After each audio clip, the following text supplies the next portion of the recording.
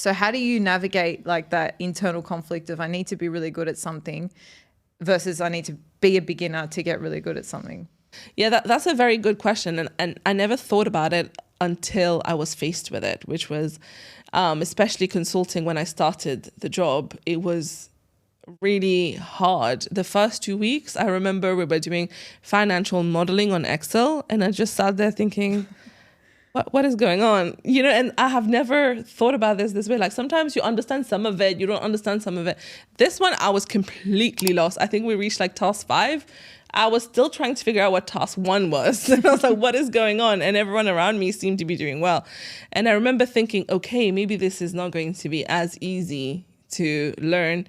And then the whole like imposter syndrome creeps in, the whole perfectionism creeps in, and then you think maybe I should have stuck to the thing that I am an expert in. Now I'm here, I'm a loser, no one will know how smart I am because they'll think I don't know how to do this. I had to start this way, but then when you start to see the incremental improvements, then you think, okay, I personally get a little bit addicted to this little improvement that you see every time, and you are chasing the next one until you actually master the new skill.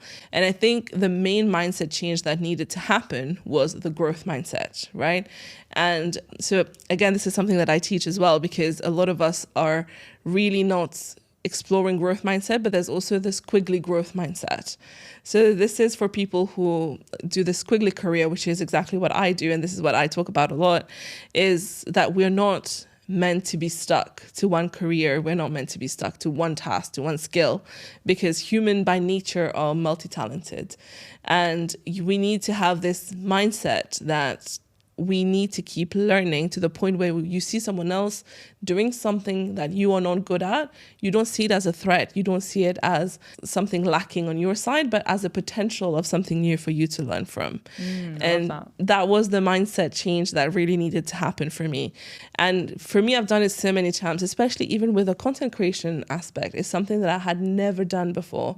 And thinking about people being on YouTube, I was like, you need to film and edit, like what even is editing?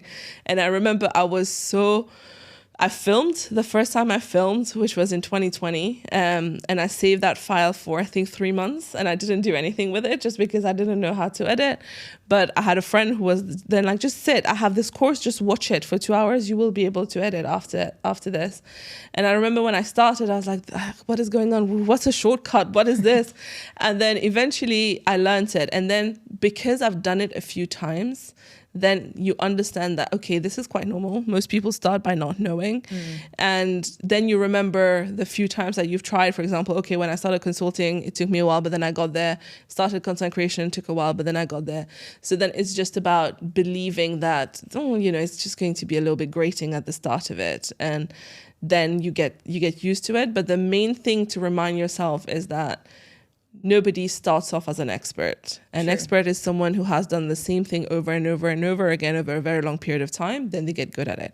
Sure, you have some exception of people who are super talented, but they are the exception to the rule, they're not the rule.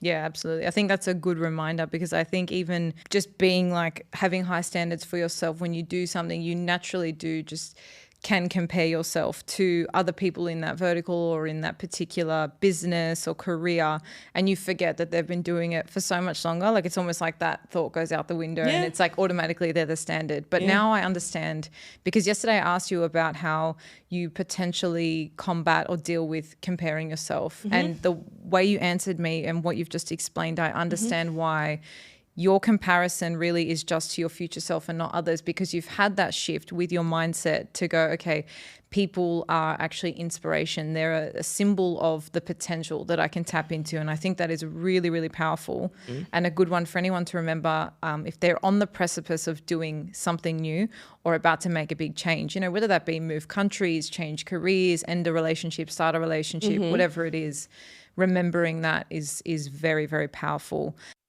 It's chaos in my head, And for a very long time, I did not know how to deal with this, because I'm like, I'm just thinking it through. I know what I'm doing.